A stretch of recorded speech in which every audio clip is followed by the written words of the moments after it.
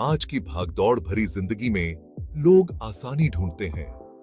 हर कोई बहुत व्यस्त है, इसीलिए डिस्पोजेबल प्रोडक्ट्स का चलन बहुत बढ़ गया है।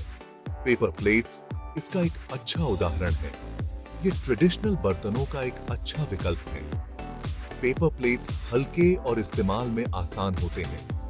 ये डिस्पोजेबल भी होते हैं, जिससे धोने का झंझट खत्म हो जाता है।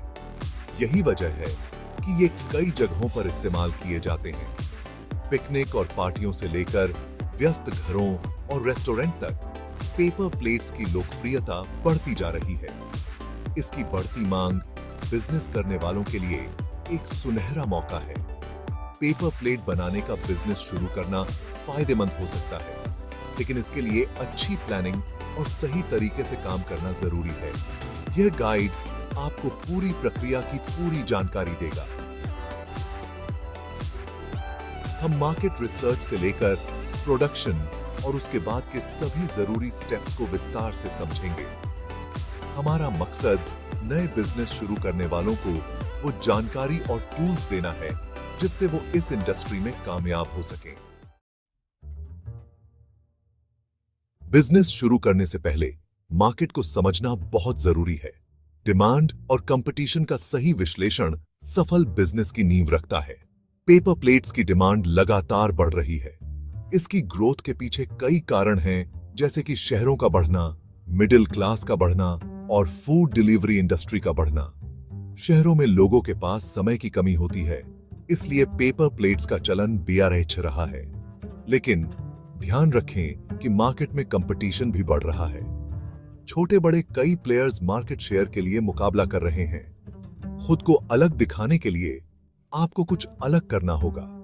यह काम आप कम दाम रखकर, अच्छी क्वालिटी देकर या फिर किसी खास तरह के प्रोडक्ट पर फोकस करके कर सकते हैं। मार्केट रिसर्च करना बहुत जरूरी है। इसके लिए आपको अपने टारगेट कस्टमर, कंपटीशन और कस्टमर की पसंद नापसंद को समझना होगा। मार्केट को समझने के बाद आपको अपने बिजनेस के लिए कानूनी और पैसों से जुड़ी मजबूत नींव रखनी होगी। इसके लिए आपको सही बिजनेस स्ट्रक्चर चुनना होगा, जरूरी परमिट और लाइसेंस लेने होंगे और एक अच्छा फाइनेंशियल प्लान बनाना होगा।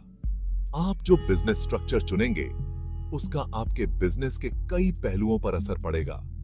इनमें देनदारी, टैक्स और प्रशासनिक जरूरतें शामिल हैं। आमतौर पर लोग प्रोप्राइटरशिप, पार्टनरशिप, एलएलसी और कॉर्पोरेशन में से चुनते हैं। हर स्ट्रक्चर के अपने फायदे और नुकसान होते हैं। आपको अपने हिसाब से सबसे अच्छा स्ट्रक्चर चुनने के लिए किसी कानूनी सलाहकार से बात करनी चाहिए। कानूनी पहलुओं के अलावा पैसों का इंतजाम करना भी जरूरी है। इसके लिए आपको अपनी सेविंग, लोन या इन्वेस्टमेंट की जरूरत पड़ सकती है। इन्वेस्टर्स को आकर्षित करने या लोन लेने के लिए एक अच्छा बिजनेस प्लान होना जरूरी है। इसमें आपके बिजनेस के उद्देश्य, मार्केट एनालिसिस, फाइनेंशियल प्रोजेक्शन और मैनेजमेंट टीम के बारे में बताया जाना चाहिए। भाग 4, लोकेशन बहुत मायने रखती है। सही जगह का चुनाव। आपके पेपर प्लेट बनाने की जगह आपके बिजनेस की सफलता में अहम भूमिका निभाती है। सही जगह चुनते समय कई बातों का ध्यान रखना पड़ता है। इनमें आने जाने की सुविधा, इंफ्रास्ट्रक्चर, मजदूरों की उपलब्धता और सप्लायर्स और कस्टमर्स से दूरी शामिल है। आपके मैन्युफैक्चरिंग यूनिट के लिए इंडस्ट्रियल एरिया में होना सबसे अच्छा होगा। इससे ट्रांसपोर्टेशन और लॉजिस्टिक्स में आसानी होती है। बिजली और पानी जैसी जरूरी सुविधाओं की उपलब्धता भी जरूरी है। उस जगह पर मजदूर आसानी से मिलने चाहिए। इससे काम सुचारू रूप से चलता है और लेबर कॉस्ट कम आती है। कच्चे माल सप्लायर्स के पास होना भी जरूरी है। इससे ट्रांसपोर्टेशन कॉस्ट कम आती है और कच्चा माल समय पर मिल जाता है। अंत में आपके टारगेट मार्केट के पास होना फायदेमंद हो सकता है। इससे डिस्ट्रीब्यूशन आसान होता है और डिलीवरी टाइम कम लगता है। भाग 5, मशीनरी और उपकरण। प्रोडक्शन की रीढ़। किसी भी मैन्युफैक्चरिंग ऑपरेशन का सबसे अहम हिस्सा उसकी मशीनरी और उपकरण होते हैं। यह बात पेपर प्लेट प्रोडक्शन के लिए और भी महत्वपूर्ण है।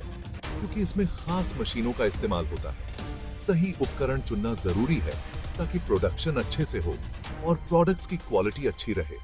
जरूरी मशीनों में पेपर प्लेट बनाने वाली मशीन, हाइड्रोलिक प्रेस और डाई कटिंग मशीन शामिल है। पेपर प्लेट बनाने वाली मशीन का काम पेपर पल्प से प्लेट्स बनाना होता है। हाइड्रोलिक प्रेस प्लेट्स को आकार देने और दबाने के लिए प्रेशर डालती है। डाई कटिंग मशीन प्लेट्स को मनचाहे आकार और साइज में काटती है। इन मुख्य मशीनों के अलावा आपको कुछ और इक्विपमेंटों की भी जरूरत होगी। इनमें pulp mixer, water treatment plant और एयर कंप्रेसर शामिल हैं। मशीनरी का चुनाव आपकी प्रोडक्शन कैपेसिटी और बजट पर निर्भर करेगा। ठीक है। भाग 6, कच्चा माल, सफलता की सामग्री। आपके पेपर प्लेट्स की क्वालिटी इस्तेमाल किए गए कच्चे माल की क्वालिटी पर निर्भर करती है। मुख्य कच्चा माल पेपर पल्प होता है जो प्लेट्स का आधार बनता है। अन्य जरूरी सामग्री में पानी, केमिकल और एडहेसिव शामिल हैं। पेपर पल्प चुनते समय फाइबर की लंबाई, मजबूती और चमक जैसे कारकों पर विचार करें। आमतौर पर लंबे फाइबर से मजबूत प्लेट्स बनती हैं। चमक से तैयार प्रोडक्ट दिखने में कैसा लगेगा, यह एक ओजस से तासा यही तय होता है। पानी की क्वालिटी प्रोडक्शन प्रक्रिया और अंतिम प्रोडक्ट दोनों के लिए महत्वपूर्ण है। पानी में मौजूद अशुद्धियां प्लेट्स की क्वालिटी और टिकाऊपन को प्रभावित कर सकती हैं। केमिकल का इस्तेमाल कई कामों के लिए किया जाता है, जैसे कि पल्प ब्लीचिंग, वाटर ट्रीटमेंट और प्लेट्स को मजबूत बनाना। एडहेसिव का इस्तेमाल प्लेट्स को आपस में चिपकाने के लिए किया जाता है, खासकर मल्टी लेयर्ड प्लेट्स के लिए। अपने कच्चे माल की आपूर्ति विश्वसनीय सप्लायर्स से करना जरूरी है। इससे अच्छी क्वालिटी और समय पर डिलीवरी सुनिश्चित होती है। भाग 7, प्रोडक्शन प्रक्रिया, पल्प से प्लेट तक। पेपर प्लेट प्रोडक्शन प्रक्रिया में कई चरण होते हैं जो कच्चे माल को तैयार प्रोडक्ट्स में बदलते हैं। प्रक्रिया की शुरुआत पल्प तैयार करने से होती है। पेपर पल्प को पानी और केमिकल के साथ मिलाकर एक घोल तैयार किया जाता है। फिर इस घोल को पेपर प्लेट बनाने वाली मशीन में डाला जाता है। मशीन गर्म सांचे पर घोल को दबाकर प्लेट्स बनाती है। गर्मी से नमी दूर होती है और प्लेट्स अपना आकार बनाए रखती हैं। एक बार बनने के बाद प्लेट्स को हाइड्रोलिक प्रेस में स्थानांतरित कर दिया जाता है। प्रेस प्लेट्स को और अधिक दबाने और आकार देने के लिए दबाव डालती है। इससे उनकी मजबूती भी बढ़ती है। अगला चरण डाई कटिंग है, जहां प्लेट्स को मनचाहे आकार और साइज में काटा जाता है। काटने के बाद प्लेट्स को सुखाने की प्रक्रिया से गुजारा जाता है ताकि बची हुई नमी दूर हो जाए। अंत में प्लेट्स का निरीक्षण किया जाता है, उनकी गिनती की जाती है और उन्हें वितरण के लिए पैक किया जाता है।